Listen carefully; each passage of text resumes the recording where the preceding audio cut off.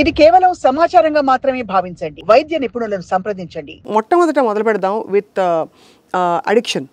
అసలు ఒక అడిక్షన్ ఉంది పిల్లవాడికి అని చెప్పడానికి పేరెంట్స్ ఏ సమస్యతో మీ దగ్గరకు వస్తారు? మోస్ట్ కామన్గా మన దగ్గరకు వచ్చేది కామన్ అడిక్షన్ మొబైలేనండి. మన దగ్గర ఉండేది మొబైల్ యూసేజ్ ఎక్కువ. సో వాళ్ళు ఏం చెప్తారంటే కామన్గా వచ్చి మొబైల్ తీసేసుకుంటే గొడవ పడుతున్నాడు, అరుస్తున్నాడు, సామాన్లు పగలగొడుతున్నాడు, తనను హామ్ చేసుకుంటున్నాడు, లేకపోతే మొబైల్ పగలగొట్టి కొత్తది అడుగుతున్నాడు, అండ్ రోజంతా మొబైల్ మీదే ఉంటున్నాడు, చదువు తగ్గింది, అండ్ స్కూల్లో కూడా గొడవలు పెట్టుకుంటున్నాడు, స్కూల్ పోవడానికి ఇంట్రెస్ట్ చూపించట్లేదు, నిద్రపోవట్లేదు, రాత్రంతా గేమ్సే ఆడుతున్నాడు, అండ్ దేంట్లోనూ ఇంట్రెస్ట్ చూపించట్లేదు, తిండి తగ్గింది, ఆకలి తగ్గింది. సో ఇలాంటివన్నీ కంప్లైంట్స్ కామన్గా తీసుకొస్తారు. Especially anger issues. అంటే కొంచెం ఏజ్ ఎక్కువ ఉంటే మాత్రం చాలా, ఎస్పెషల్లీ బాయ్స్ అయితే మాత్రం చాలా అగ్రెసివ్ ఉంటారు, పేరెంట్స్ కొట్టేంత వరకు కూడా వెళ్తారు, అండ్ అగ్రెషన్ లెవెల్, ఇంట్లో సామాన్లు పగలగొట్టడం, వద్దన్న కొద్దీ మొబైల్ పగలగొట్టడం, కొత్త వాటికి డిమాండ్ చేయడం, ఇలాంటివన్నీ కూడా ఉంటాయి. సో కామన్ కంప్లైంట్స్ ఇవే ఉంటాయండి. సో శృతి మీరితేనే తీసుకొస్తారు అంటే ఊరికే ఒక గంట 2 గంటలు మొబైల్తో ఆడుకోవడం అన్నది డజంట్ క్వాలిఫై అని కాదు. ఈచ్ ఇండివిజువల్ ఇస్ ప్రతి డిఫరెంట్ అండి. ఏజ్ గ్రూప్ వైజ్ కూడా డిఫరెంట్. సో WHO రూల్స్ ప్రకారము హోల్ స్క్రీన్ టైమ్ 2 hours.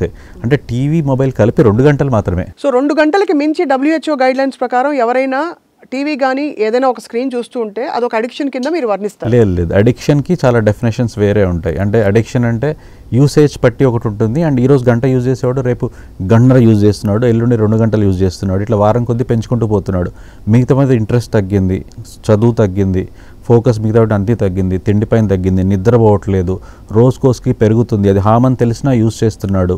ఇవన్నీ తెలిసినప్పుడు వీటిని అడిక్షన్ కింద గ్రేడ్ చేసాం. So there is a criteria, specific scientific criteria ఉంటుంది అడిక్షన్కి. దాంట్లో ఫిట్ అయితేనే we're calling it addiction.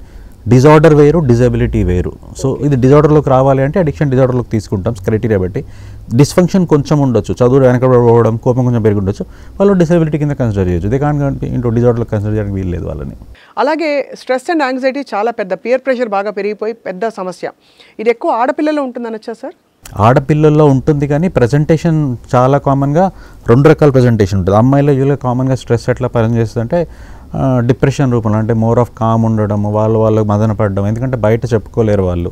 And మన patriarchal society, as it is say, we'll say women or men are equal, still there is patriarchal society goes at home. I have seen that happening. ఎంతైనా ఆడపిల్లకి ఏమైనా problem చెప్తే పర్లేదు, కుదురుగా ఉండు, తిను, పడుకో, రెస్ట్ తీసుకో, అంతేగాని చెప్తారు. కానీ ఈ ప్రాబ్లం ఉందని పేరెంట్స్ గ్రహించకపోవడం ఒకటి, మా పాపకు ఉంటుందా, మేము అన్నీ ఇస్తున్నాం కదా, ఎందుకు వస్తుంది అనే ప్రాబ్లం ఉంటుంది. సో అలాంటి వాటిలో కొంచెం తేడా వచ్చే ఛాన్స్ ఉంటాయి. పైగా పియర్ ప్రెషర్ పెరిగింది, అండ్ సొసైటీలో గర్ల్ బాయ్ ఈక్వల్ అని వాళ్ళకి పెంచుతున్నారు. అండ్ సబ్స్టెన్స్, ఇంకో major thing use of substance, easily available, cannabis కానీ, గాంజా కానీ, సిగరెట్ కానీ, ఆల్కహాల్ ఈజీగా అవైలబుల్ అండి. ఐఎమ్ సీయింగ్ కేసెస్ చూస్తున్నాను. ఈజీ అవైలబుల్ కాదో తెలియదు, కానీ కేసులు అయితే వస్తున్నాయి. ఎలా అంటే వాళ్ళు ఏమని అనుకుని తీసుకుంటారు మొదలు పెట్టినప్పుడు పిల్లలు? Most of the common reason అంటే ఫ్రెండ్ ఫోర్స్ చేస్తాడు, ఒకటి నేను ట్రై చేద్దామని, ఎలా ఉంటుందో ఒకసారి ట్రై చేద్దామని ట్రై చేస్తారు.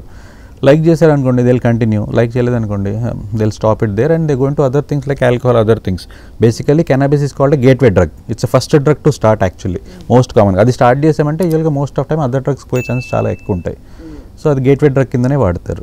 సో అది దాని తర్వాత కంటిన్యూస్ వేరే డ్రగ్స్కి వెళ్ళే ఛాన్స్ ఉంటాయి. టిపికలీ సైకియాట్రిస్ట్ దగ్గరికి వెళ్ళినప్పుడు పిల్లలు, పేరెంట్స్ కౌన్సిలింగ్ ఒకటి సరిపోతుందా, మెడికేషన్ వాడవలసిన సందర్భాలు వస్తాయి అడిక్షన్స్కి వాటికి? మోస్ట్ కామన్గా ఇది ఒక మేజర్ మిత్. ఫస్ట్ రావడమే నా దగ్గరికి వచ్చి వాడికి కౌన్సిలింగ్ కావాలి అంటారు, కానీ అసెస్మెంట్ చేయకుండా, బాబు కండిషన్ ఆర్ పాప కండిషన్ చూడకుండా, ఏ లెవెల్లో ప్రాబ్లం ఉందో చూడకుండా ఓన్లీ కౌన్సిలింగ్ అంటే కుదరదండి. సో అన్ని విషయాల్లో కౌన్సిలింగ్ పనిచేయదు, సివియారిటీ బట్టి ఉంటుంది. To give it an example, simple ఫీవర్తో వచ్చాడు, మేజర్ ఇన్ఫెక్షన్ అనుకుంటే పారాసిటమాల్ ఇచ్చి పంపించేస్తారు, యాంటీబయాటిక్ అవసరం పడదు.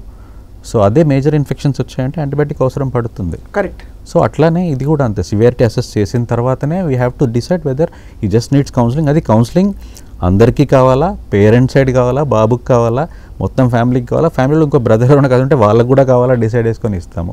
మెడిసిన్స్ అవసరం పడితే డెఫినెట్గా ఇస్తాము.